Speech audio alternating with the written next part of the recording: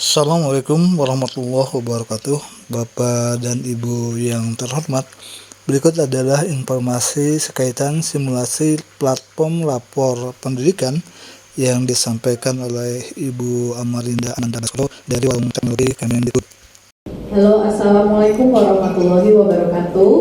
Sebelum itu, saya perkenalkan terlebih dahulu, saya Amarina Ananda Baskoro, atau Bapak Ibu semua bisa memanggil saya Riri.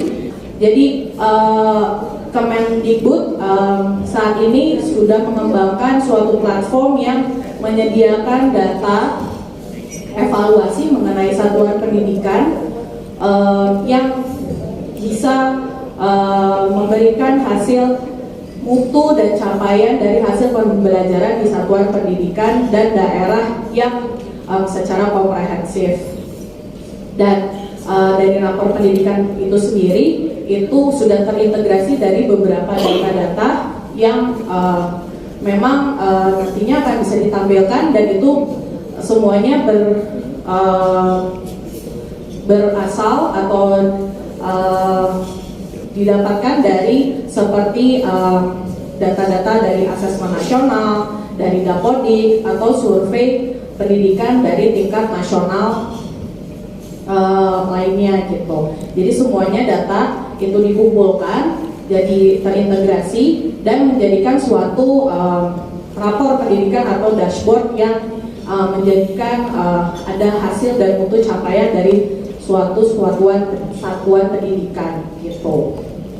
Dan tujuannya ini agar bisa menjadi bahan untuk refleksi dan mengidentifikasi tantangan pendidikan di satuan pendidikan dan daerah masing-masing, sehingga data-data dari rapor pendidikan ini bisa dijadikan acuan untuk Bapak Ibu untuk membuat suatu perbaikan pendidikan yang berbasis dengan data gitu. Ini mungkin secara singkat apa itu rapor pendidikan. Lalu kalau misalnya dilihat, ini rapor pendidikan itu dibagi menjadi untuk satuan pendidikan dan juga dinas pendidikan.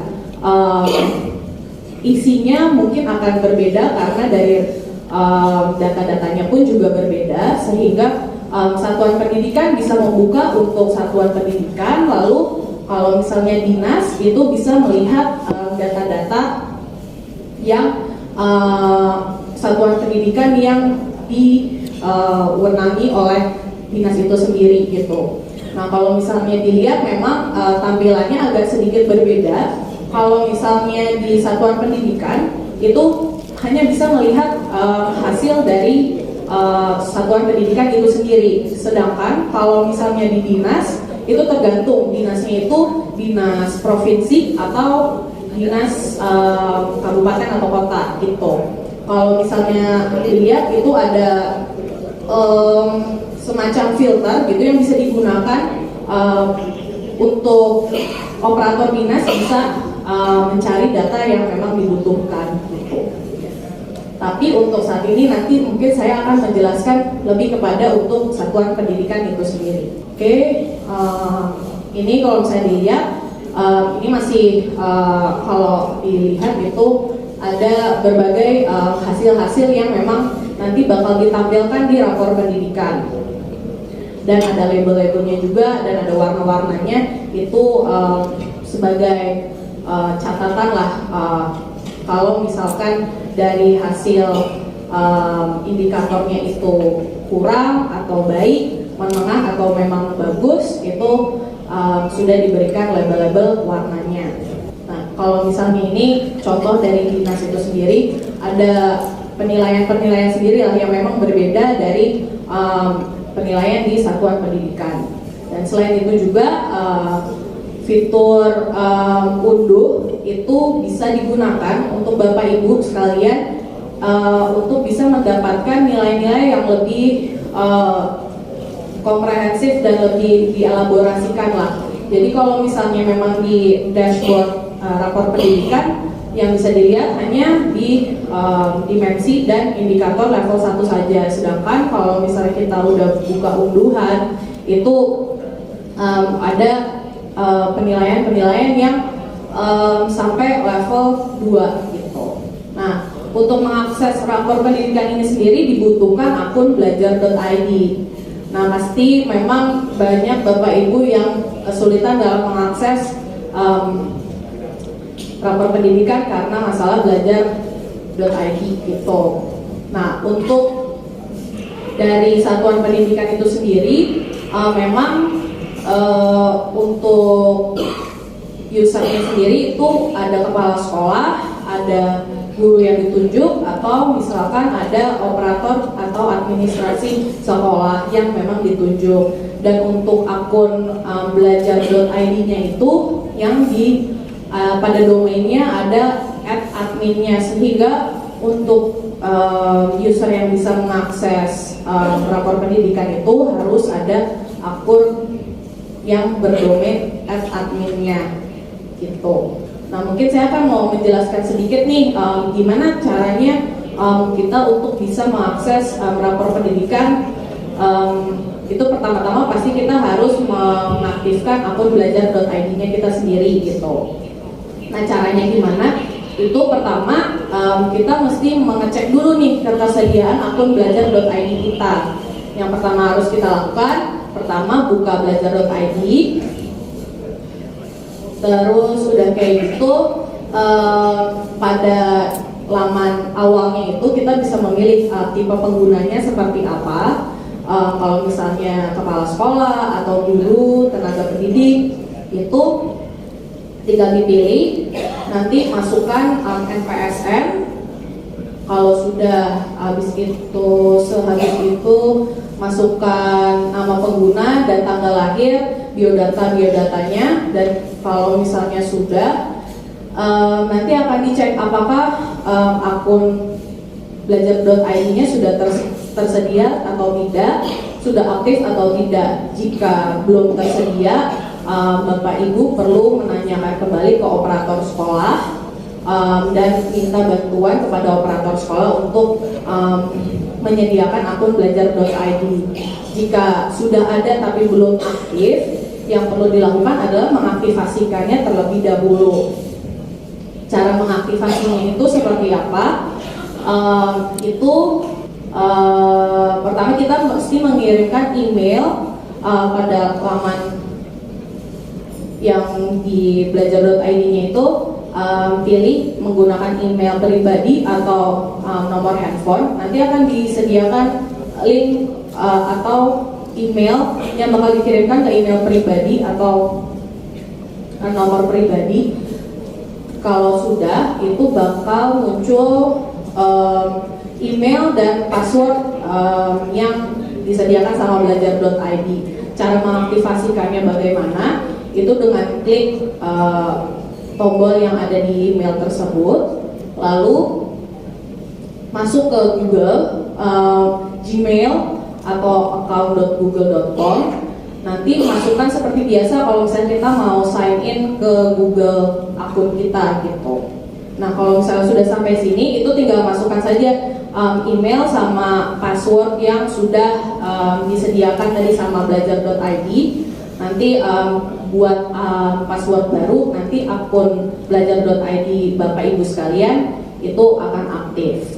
Jika Bapak dan Ibu mengalami kendala akses belajar.id ataupun rapor pendidikan Anda, itu Bapak boleh masuk nih ke dalam link ini. Nanti di sini ada tabel yang Bapak Ibu bisa isi kalau misalnya Bapak Ibu memang saat ini masih belum mengakses rapor pendidikan. Jadi kalau misalnya dibuka, itu nanti ada nama, NPSN, akun belajar.id-nya apa, terus email pribadinya apa, dan kendalanya seperti apa.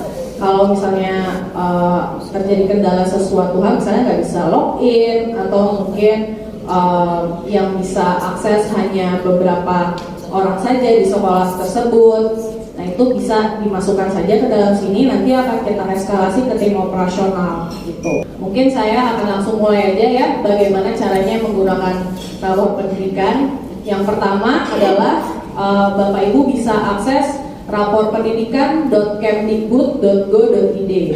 Nah, yang pertama, Bapak Ibu bisa masuk ke raporpendidikan.kemdikbud.go.id.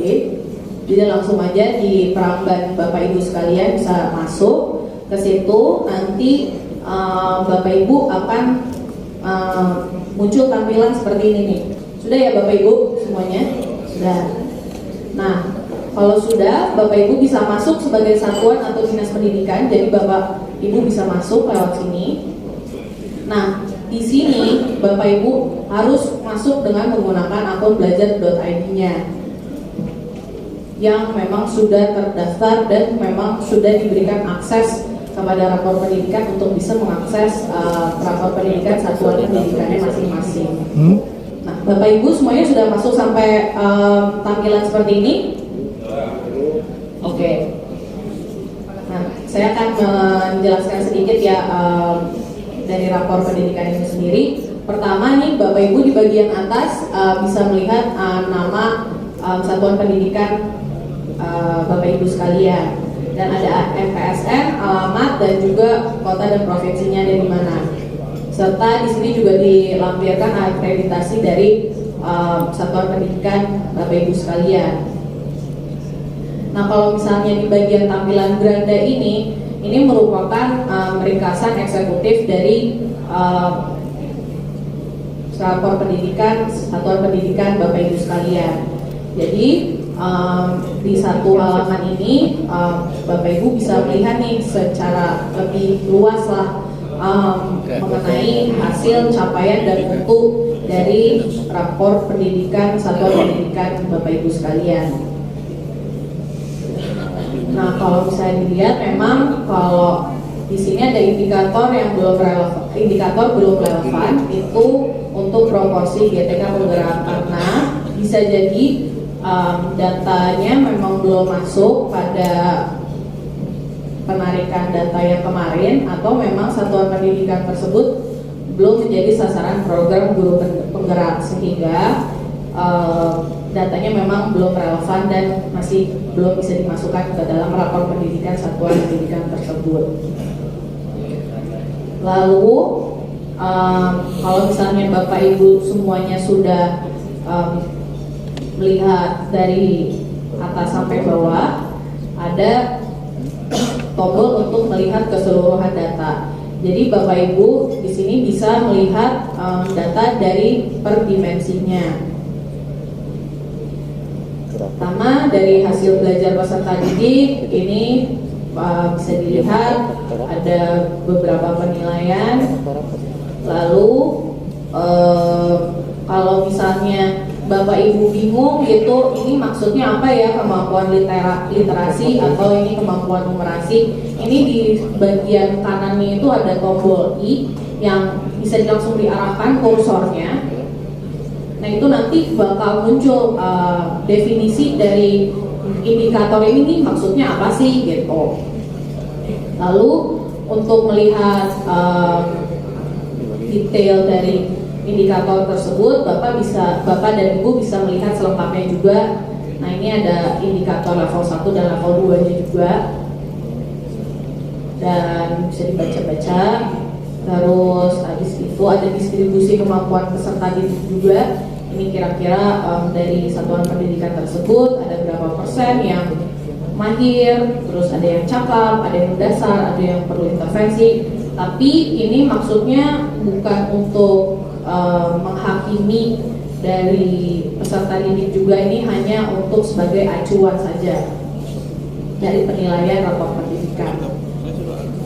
Lalu kalau bisa dilihat di sini ada perbandingan dari satuan pendidikan yang serupa. Jadi Bapak Ibu sekalian itu bisa melihat nih kira-kira kalau misalnya satuan pendidikan yang serupa dari nasional itu kira-kira saya sudah berada di posisi mana ya, kira-kira apakah nilai saya itu sudah di atas rata-rata atau belum mencapai yang sampai kayak seperti di satuan pendidikan lainnya. Dan untuk yang serupa itu maksudnya adalah yang nilai seperti wilayah dan sosial ekonominya itu yang serupa. Jadi kalau misalnya di nasional itu atau misalnya di Indonesia itu, kalau misalnya di kota atau kota besar itu bisa dianggap sebagai yang serupa gitu. Jadi untuk penilaiannya sendiri itu dari Pusmendik, dan ada beberapa indikator-indikator yang bisa membuat sekolah-sekolah tersebut itu merupakan sekolah yang serupa. Lalu untuk melihat dimensi selanjutnya, Bapak Ibu bisa menekan tombol lihat untuk pembelajaran. Ini juga masih sama. Ini Bapak Ibu bisa tinggal scroll ke bawah, lalu lihat kompetensi dan kinerja GTK. Ini kalau misalnya ada tulisan data terbaru belum tersedia, Bapak Ibu tidak perlu khawatir karena memang pada saat penarikan data itu datanya memang belum tersedia kemungkinan besar. Jadi mungkin di pembaharuan data mungkin di sekitar nanti akan di bulan Agustus itu akan muncul. Lalu kalau bisa kita scroll lagi, ini ada indikator belum relevan itu karena datanya memang belum tersedia, atau mungkin sekolah tersebut belum mengikuti program guru penggerak. Ini kita bisa muncul ke halaman berikutnya untuk dimensi yang berikutnya. Nah, kalau misalnya Bapak dan Ibu semuanya sudah melihat rapor pendidikannya masing-masing, nah Bapak dan Ibu bisa mengunduh hasil rapor pendidikan Anda. Jadi bisa diklik nih, ada unduh seluruh data, atau Bapak Ibu juga bisa menggunakan tombol yang ada di atas kanan. Ini tinggal diklik, terus ada tahunnya, karena saat ini masih tahun 2022. Jadinya data yang tersedia itu baru tahun 2022 saja. Kalau sudah diklik unduh, nanti akan tersedia data-datanya dalam bentuk Excel.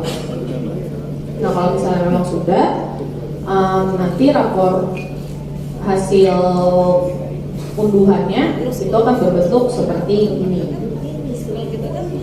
Nah, kalau misalnya dilihat, ini ada nomor indikator, nama indikator, nilai sekolah, capaian atau labelnya, lalu ada nilai perbandingannya.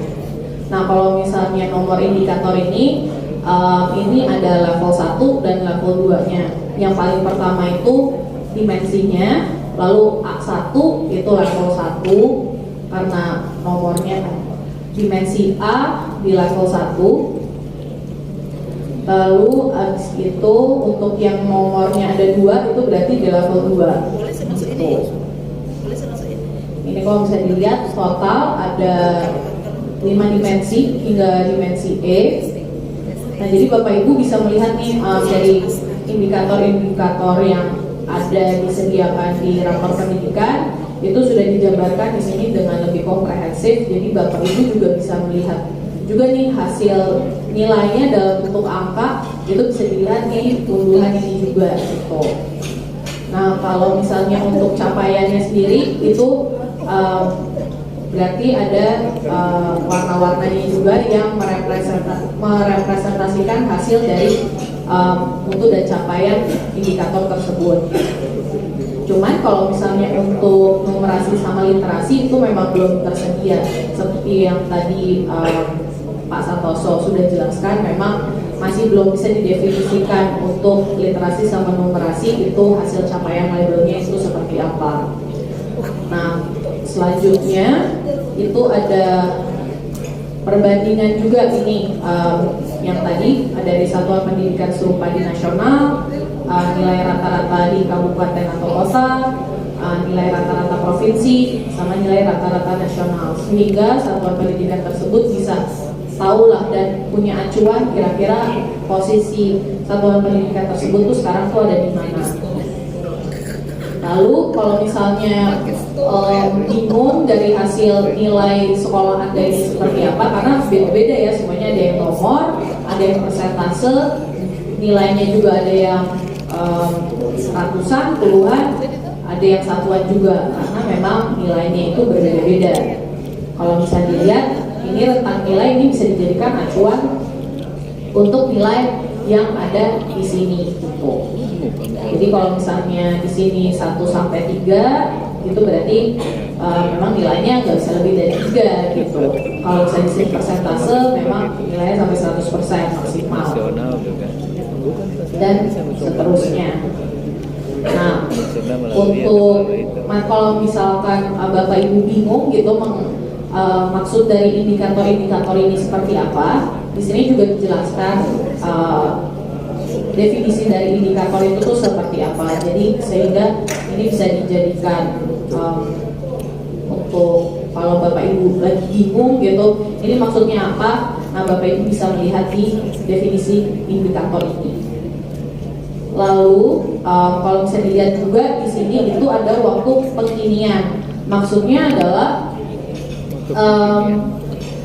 data di rapor pendidikan itu dimutakhirkan pada waktu tersebut gitu. Kalau misalnya di sini dilihat di November 2021 berarti terakhir dimutakhirkan itu November 2021.